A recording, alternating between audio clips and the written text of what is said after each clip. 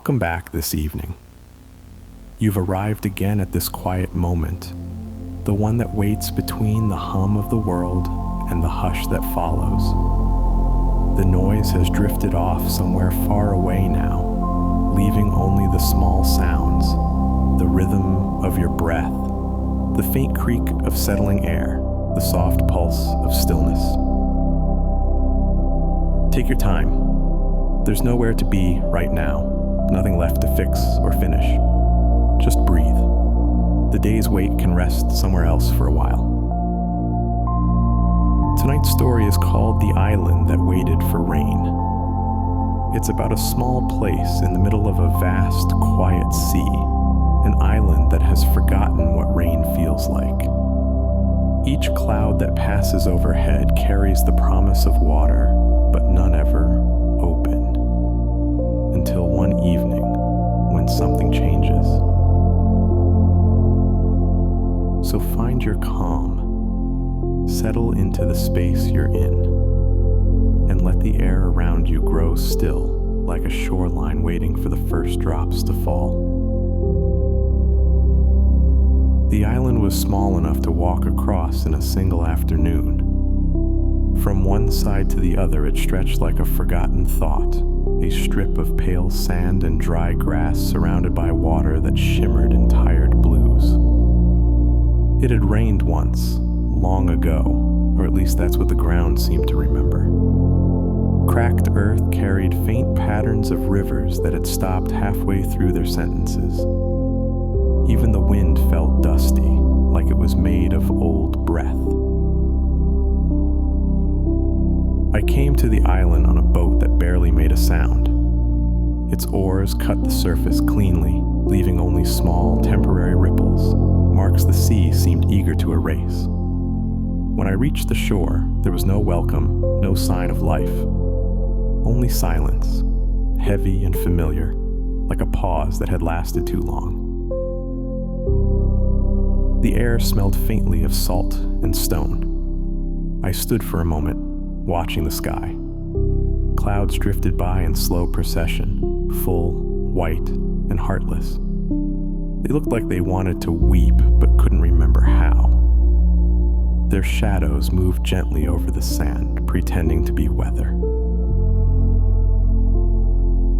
I began to walk inland, following a narrow path lined with brittle reeds. Each one whispered against the next, a dry, papery sound that almost resembled conversation. The sun was soft, but the heat beneath it carried a tired ache, the kind that lingers after too many days of waiting. The ground was warm under my shoes, like it had been holding its breath for years. At the island's center stood an old well, a circle of stones built long before anyone could remember. Its mouth was sealed by a wooden cover bleached gray by the sun. A single rope hung beside it, frayed but unbroken, ending in a rusted bucket that swayed slightly with the wind. I brushed the lid with my fingers. It was warm, almost alive. Something about it made me want to listen. So I did. I pressed my ear to the dry wood, and for a long time there was nothing. No echo, no depth, no sound at all. But just as I was about to move away, I thought I heard it. A single drop. Somewhere far, far below. The sound was faint enough to doubt. Just one soft click against stone. So small, it could have been my imagination. I waited, holding my breath until the wind moved again. Then I heard it once more. A drop, then another, slow and steady as a heartbeat learning to start over. I lifted the wooden cover, careful not to disturb whatever rhythm had found its way into that emptiness. The air that rose from below was cool and damp, startling in its contrast to the brittle warmth around me. It smelled faintly of moss, stone, and something metallic, old water remembering itself. I leaned over the edge and looked down. There was no reflection, no bottom, only depth that swallowed the light whole. The rope beside me creaked as I tugged on it, and the bucket began to sway. It felt heavier than it should have, as though it carried not just air, but a memory of weight. I lowered it slowly, listening as the rope whispered through the pulley. At first the sound was steady, then it shifted, a splash, soft but clear. The bucket had found something. I began to pull it back up, hand over hand, the rope rough but familiar against my skin. Each turn of the wheel groaned like an old breath. When the bucket finally rose into view, its bottom was glistening, not full, but wet. Beads of water clung to the inside like tiny promises. I touched one, and it broke instantly, vanishing into my fingertips. I could have sworn the wind shifted then. Not stronger, just new, as though it had traveled a great distance to arrive here. It carried a scent I hadn't noticed before, petrichor, faint but unmistakable. The smell of rain that hasn't yet fallen. I looked up. The sky was gathering. Clouds rolled across the horizon in slow unison, darker than they had been before, their edges heavy and patient. The light dimmed to a color between gold and gray. I stood beside the well, feeling the first cool shift of air brush against my neck. It felt like a sigh, one the island had been holding for a lifetime. The wind began to move differently now. It circled, low and steady, weaving through the reeds like something alive. The sky above deepened by slow degrees, the kind of shift that happens so gradually you only notice it when everything feels quieter. A hush spread across the island, stretching from the cliffs to the shore. Even the waves seemed to pause, as though waiting for permission to move again. I watched the horizon darken, where sea and sky met and blurred. Lightning flickered there, faint, like a memory of light. No thunder followed, just the distant pulse of something approaching, something vast and unhurried. It felt less like weather and more like the world, remembering an old pattern it had once known by heart. As I stood there, I noticed movement near the well. Tiny shoots had begun to push through the cracks in the stone, thin green threads trembling with the faintest motion. They looked fragile, but certain. I knelt beside them, brushing away the dry dust with my hand. The air there was damp now, the ground softer. It had only taken a few drops to wake something. The clouds grew heavier. They stacked and folded, layer upon layer, until the light seemed to come from nowhere at all. The horizon blurred completely, and for a heartbeat the island felt cut off from the rest of the world, a floating thought suspended between sea and sky. I could feel it in the air, the waiting. It wasn't mine alone. It belonged to the ground, the plants, the stones themselves. A single droplet landed on the back of my hand. It was so soft I almost missed it. Then another, and another. The sound came next, a low murmur, building from nothing. It grew until it became the first rain this island had heard in a very long time. I tilted my head back, letting the water touch my face. It was warm at first, then cool, then cold, as though it had traveled through many skies to get here. The ground darkened instantly, drinking greedily. I could almost hear it sigh. Somewhere behind me, the rope creaked again. The bucket swayed, full this time. The rain came slow at first, gentle, deliberate, like it didn't want to startle the island awake too quickly. It fell in thin strands that shimmered against the dim light, each drop a small, quiet promise. I stood still and let it fall over me, feeling the dust wash from my skin and the heat lift from the air. It was the kind of rain that felt like forgiveness. The reeds bent beneath the weight of it, bowing gracefully, as if in greeting.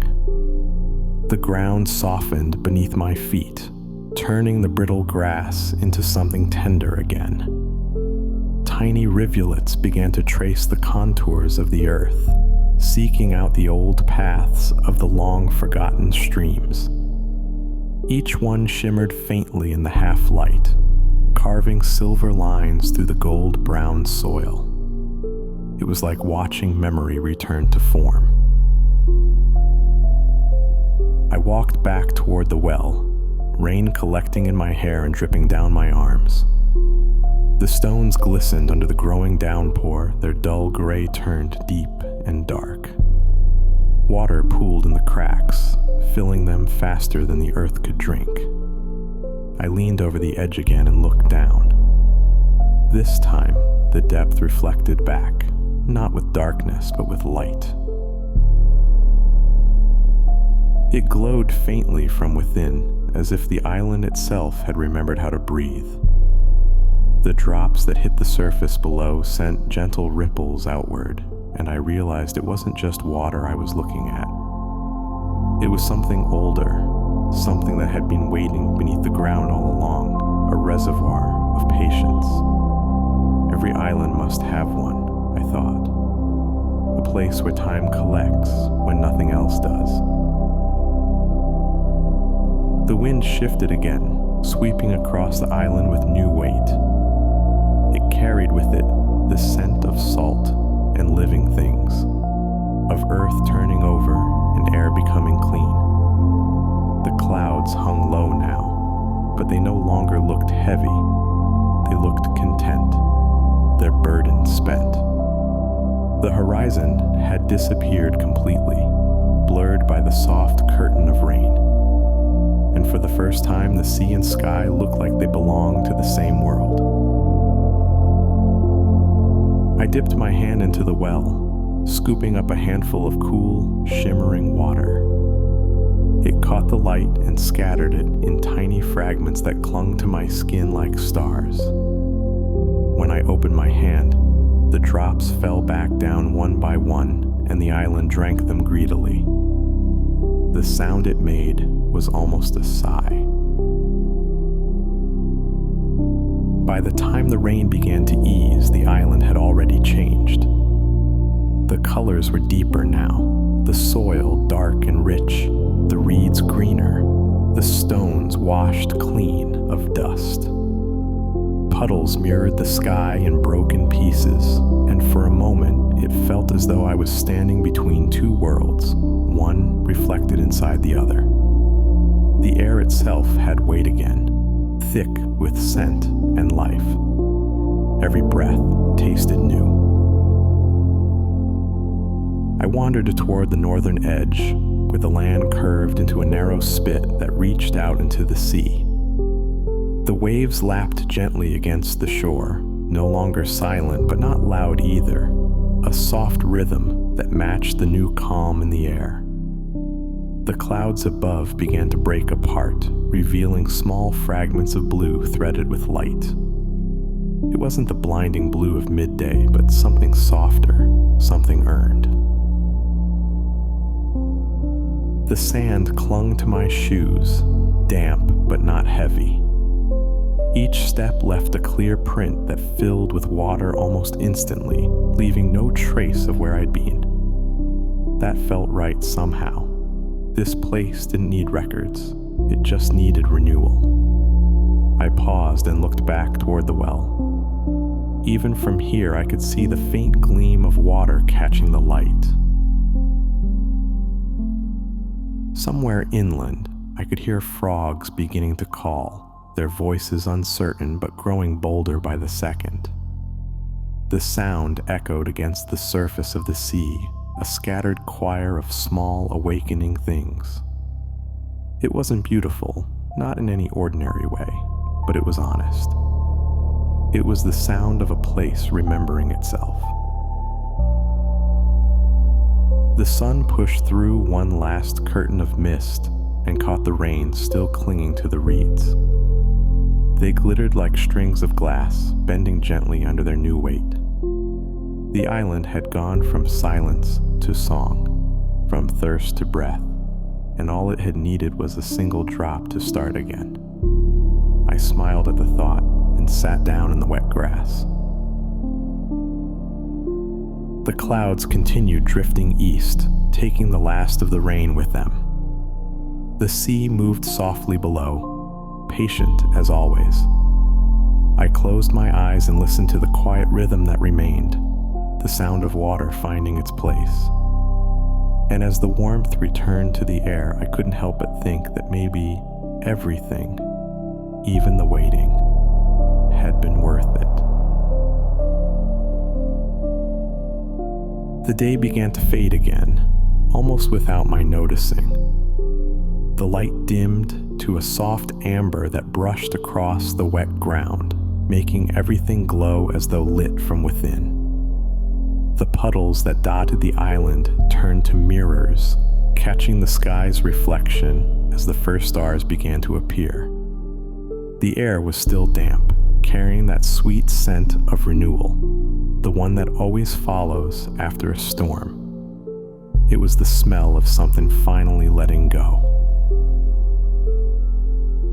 I wandered back toward the well as the last few clouds drifted toward the horizon. The rope that hung beside it no longer looked brittle. It had darkened, strengthened by the water it had long been denied. Tiny droplets clung to the stone rim, shimmering faintly in the half-light. I reached out and let one roll across my fingers. It caught the last glint of sunset before falling silently back into the dark below. The island felt alive now, not in any loud way, but in its stillness. The kind of life that hums quietly beneath things. The kind that doesn't need to be seen to be known. Every breath of wind, every shift of grass, every ripple against the shore carried that same pulse. The island was breathing again. I found a small rise of earth where the grass grew thickest and sat down to watch the last of the light. The sea stretched endlessly outward, calm and silver. The horizon, once sharp, had blurred into a thin line of gold, trembling between day and night. Somewhere in the distance, I thought I saw a faint shimmer, rain still falling far out at sea. It looked like a secret the sky was sharing only with itself. I closed my eyes again, listening to the gentle rhythm of the waves. The sound matched the quiet beating in my chest. There was no urge to move, no reason to speak. Just the soft hum of being somewhere that no longer wanted for anything. And as the night deepened around me, I realized the island was no longer waiting, and neither was I. So here's where the story ends. The rain has passed, the clouds have gone, and the island rests, quiet, renewed, and whole again. The sound of the sea returns to its slow rhythm, steady as breath. The ground, once dry and waiting, now hums softly beneath the weight of its own calm. You can almost feel it, that stillness that follows when something long awaited finally arrives. It doesn't shout or rush. It just settles in quietly, the way peace often does. Maybe the island was never waiting for the rain at all. Maybe it was waiting for the quiet that comes after. Let yourself rest in that same quiet now. Let the noise of the world soften until it fades away completely. The air is still, the night is wide, and there's nothing left to hold on to. Just the slow rhythm of your own breath and the gentle pulse of the earth beneath it. Sleep well, and dream easy.